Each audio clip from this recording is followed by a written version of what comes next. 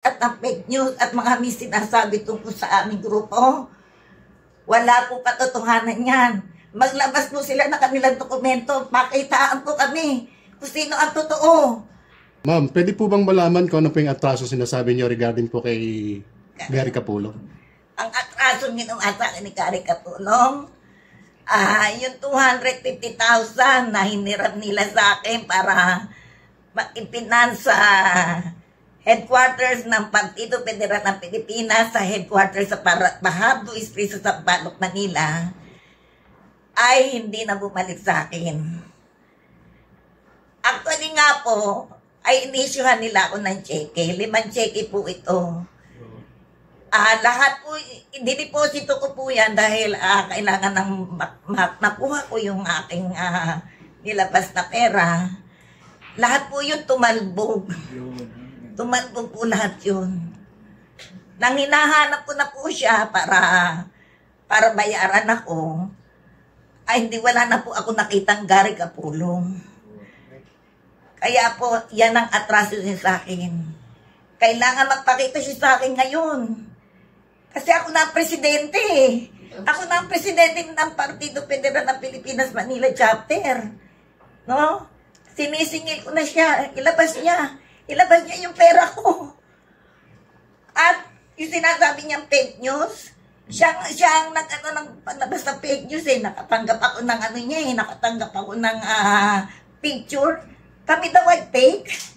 Siya ang fake.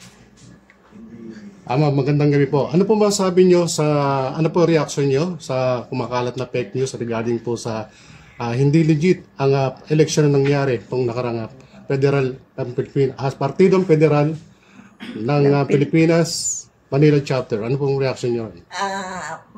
Magpapakilala po muna ako. Ako po si Yolanda Ocampo Lopez, ang dating ang Vice President ng Partido Federal ng Pilipinas Manila Chapter noong 2022.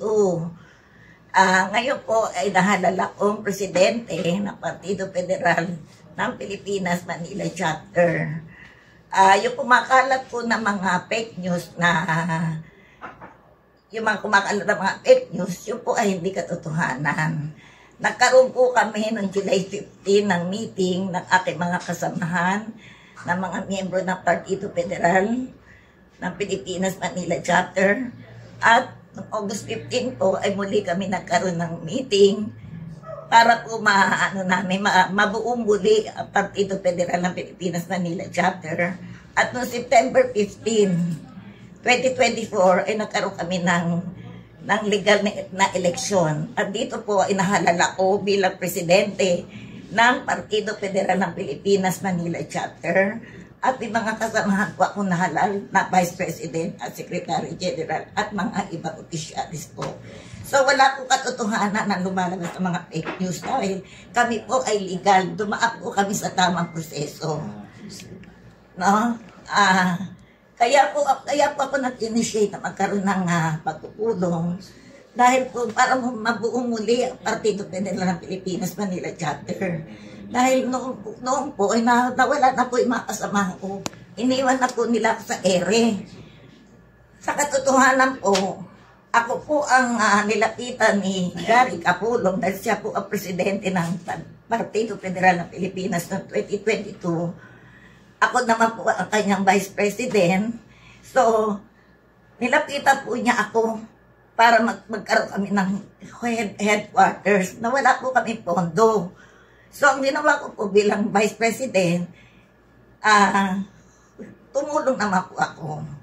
Lahat po ng gamit na para sa headquarters, ako po lahat ang bumili nun. Dahil ang hirap po sa akin si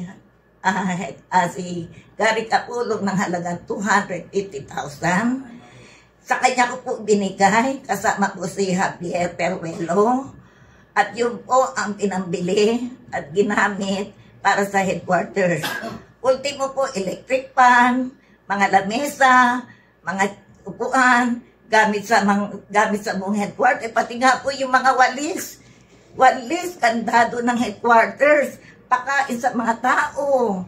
Yan, lahat po yan ay ginastos ako po para makatulong po ako sa Partido Federal ng Pilipinas sa headquarters sa Manila chapter. Ngayon, after po ng eleksyon, bumalik po ako sa headquarters. Wala na po ako nadatnan. Ultimo si Gary Capulong, pinagtaguan na po niya ako. Pati yung mga kasamahan po namin na wala na. Pati yung mga gamit na nasa loob ng headquarters na wala na isa-isa. Wala na po akong nakuha kahit isang sentavo. O nabayaran. So, ayan, yung iba po namin kasamahan, yung mga kasamahan ko po ngayon. Kaya po nabuo muli ang Partido Federal ng Pilipinas Manila Chapter. Ay nagkaisa po kami. Nagkaisa po kami para mabuo muli ang Partido Federal ng Pilipinas Manila Chapter. Kinakailangan na po namin ito dahil marami po mga taong lumalapit sa amin. Hinahanap po ang Partido Federal ng Pilipinas. Ultimo po yung mga taong kinuha namin na hindi po nabigyan ng ng partisipasyon. Nung hala lang po, kinuha po sila mga watcher, pero wala po sila natanggap na na biyaya para maging watcher ng Partido Federal ng Pilipinas sa mga kandidato dito.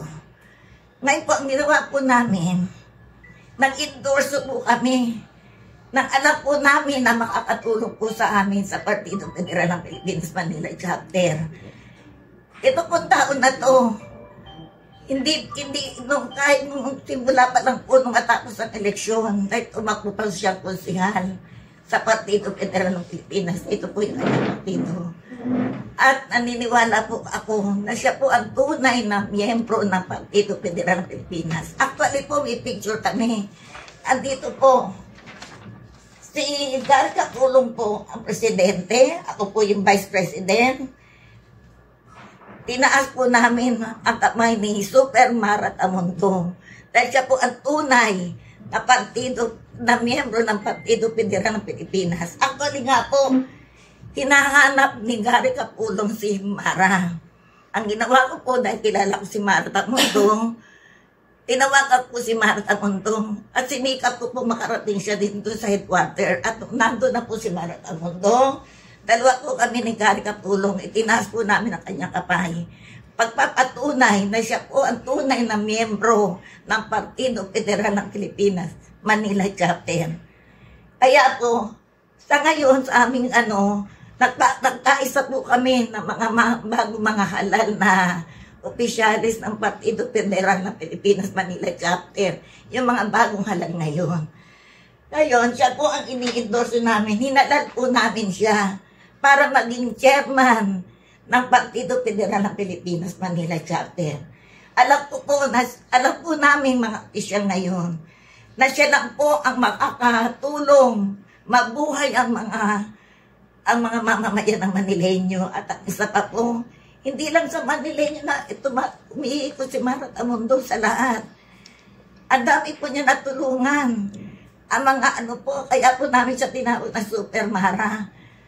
Siya po ang tumulong sa mga senior citizen, sa mga kabataan, sa lahat ng lumalapit sa kanya, sa mga lahat ng nangangailangan. Wala po nakagawa niyan.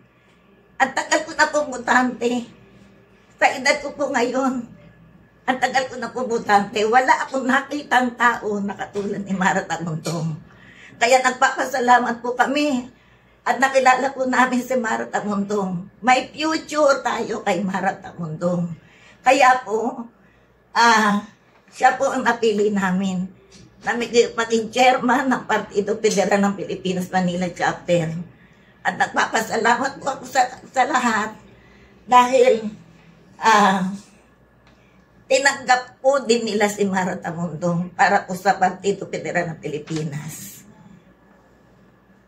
At para patunay po na ako po ay Vice President, ito po yung aking Vice President of 2022 na Partido Federal ng Pilipinas Manila Chapter. Ito po nagpapatunay, meron po akong ID, may pirma po yung ID ko, at ito po yung aming uniform. At ito naman po kami si Gary Capulong, siya po yun noong presidente, ako yung Vice President. Ito naman po si Mara Tamuntong. Kaya, Hindi po, wala pong katotohanan ang mga lumalabas na fake news.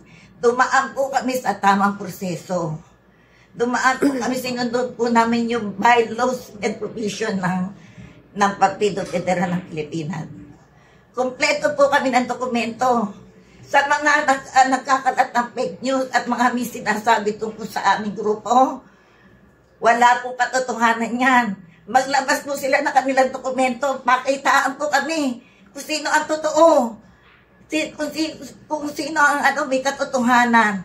Ilabas po nila papeles nila at kami mo naman po, hinahango po namin sila na ilalabas namin ang aming mga dokumento.